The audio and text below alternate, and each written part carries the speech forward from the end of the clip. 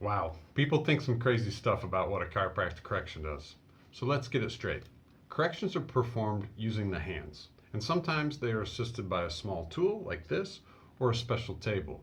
The goal of the corrections is to realign the spine to restore function of the nervous system. The nervous system is connected to everything in the body, and it communicates with the brain to control everything we do and everything we feel. The nervous system also runs through the spine, which is why alignment is so important, and corrections seem to focus on the back.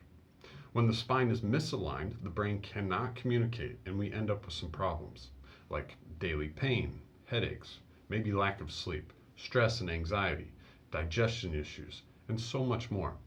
Corrections restore communication. This allows the body to respond to life on a physical, chemical, and emotional level. Basically, corrections, chiropractic corrections, allow the brain to communicate with the body so that it can take care of itself just like it was meant to, without interference.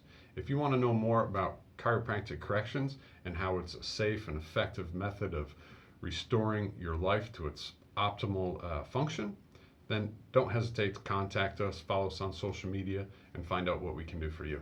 Bye.